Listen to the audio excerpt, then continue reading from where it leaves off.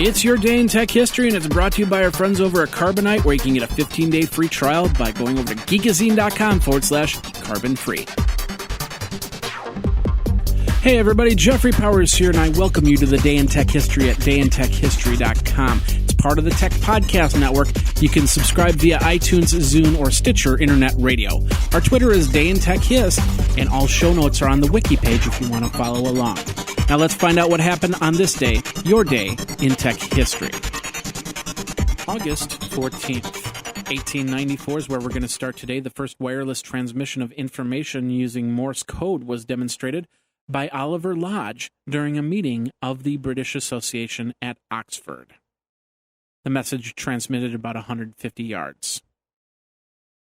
1940, John Atanasoff finishes a paper describing the Atanasoff Berry computer, or the ABC computer, which is the world's first electronic digital computing device, which he designed with Clifford Berry to solve simultaneous linear equations.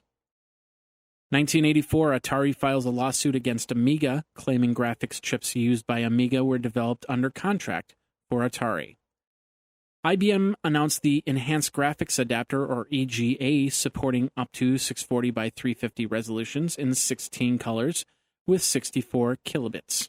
Card would cost $524. IBM announced the PC Network Local Area Network for PCIX, the PCAT based on the Unix System 3 from AT&T. It was codenamed Ringmaster and Octopus, and the price was $695 per computer. Also in 1984, IBM announced the IBM PCAT computer featuring a 6 MHz 8286 processor, PC-DOS 3.0 operating system, 5.5-inch floppy drive, 256 or 512 kilobytes of RAM, and an optional 20 megabyte hard drive. Codename was Big Top at IBM and Salmon at Microsoft, and started at $4,000. And Microsoft released MS-DOS 3.0 for PCs. It added support for 1.2 megabyte floppy disks and hard disks larger than 10 megabytes. 1985, Rod Brock of Seattle Computer Products writes to Microsoft President John Shirley, notifying the intent to sell SCP's royalty-free DOS license and seeking a Microsoft buyout of SCP for $20 million. In 1989, Hewlett-Packard introduced the HP DeskWriter. It was a 300 dot-per-inch inkjet printer for Macintosh computers for $1,195. 1990, Swedish Code Statutes SFS 1990-886 was published, establishing the rules for film and video censorship under the Examination and Control of Films and Video Games Act. And in 1995, Nintendo released the Virtual Boy video game console in North America. The system came bundled with Mario's Dream Tennis. Other games available for the system were Galactic Pinball, Panic Bomber, Red Alarm, and Teleoro Boxer. It started at $179.95. This was the 3D. You put the glasses or the headset on and play the game in a virtual environment. If you're a small or medium business that doesn't have any type of backup to their computer off-site, well, you need to start, because you never know. Fire, flood, theft, all these things can turn your business from a great success to a great failure. And we don't want that. We want you to bring everything back so you can make the next social network or make the next big thing. And do that by backing up all your stuff offsite by using Carbonite. Now, they have Pro plans and server plans. Pro plans starting at $269.99 a year, and server plans starting at $799.99 a year. You can hook up unlimited computers or servers. It is easy to use web dashboard, and it's all HIPAA compliant if you are a startup healthcare. Awesome there. Check it all out. Go over to geekazine.com/carbonite, geekazine.com/carbonite, and back up now, back up often, and back up all the time using Carbonite. Now let's get back into your day in tech history.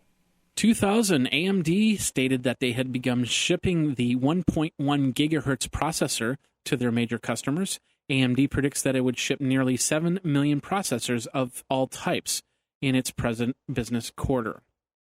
2001, the U.S. Federal Bureau of Investigation and Scotland Yard announced the arrest of a man who was allegedly responsible for a computer virus known as the Leaves worm. 2003, 3DO sells off its video game assets. Ubisoft paid $1.3 million for rights and properties of the Might and Magic and Heroes of Might and Magic franchise. 2006, in a discussion at Microsoft Game Fest, security development engineer David Weinstein warns of an active organized crime on MMORPG servers.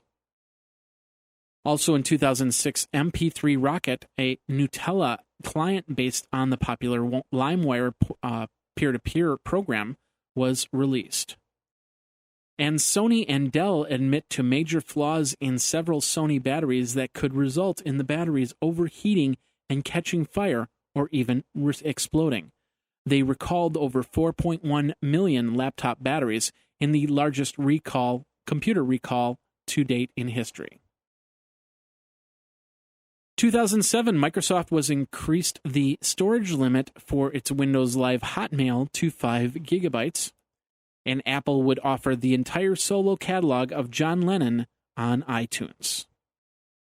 2008, Apple surpassed Google in the stock market. Apple closed at $179.30, and Google was at $500.03. Microsoft and IBM were still ahead of both. Now, that was $179.30 at $158 billion market capitalization, where Google was at $500 for $157 billion market capitalization. Also in 2008, AMD and NVIDIA were not happy with the new USB 3.0 standard that Intel put out. They were talking about breaking off into their own venture until this day, where the disputes were finally resolved. Also in 2008, Nancy Heinen, a former lawyer of Apple, settled a $2.2 million lawsuit in which she falsified corporate documents to cover up stock option backdating. Frank Biondi and John Chappelle get approved for seats at Yahoo. This was the part of the agreement with Carl Icahn over averting the Yahoo proxy battle. Google Street View launched in Japan. It arrived with controversial pictures of questionable nature. And AOL announced that they would be acquiring SocialThing, which is a newer company that aggregated social feeds. And in 2010, Apple supply managers Paul Shin Devine was arrested for money laundering and wire fraud. FBI and IRS found that he was receiving kickbacks from 6 accessory companies in exchange for confidential information about other clients. Also in 2010, an Intel roadmap was leaked, showing detail of the new Sandy Bridge CPU. And George Lucas announced the Celebration 5 event that the Star Wars series would officially be released on Blu-ray for the 35th anniversary release of Episode 4, A New Hope. And that's your Day in Tech History. My name is Jeffrey Powers, www.dayintechhistory.com. All the show notes are over at wikizine.com, Geekazine's wiki. And, of course, you can like the Facebook page and follow Twitter at Day in Tech Hist. Until tomorrow, take care. Day in Tech History is copyright 2014 JMP Enterprise and Geekazine.com.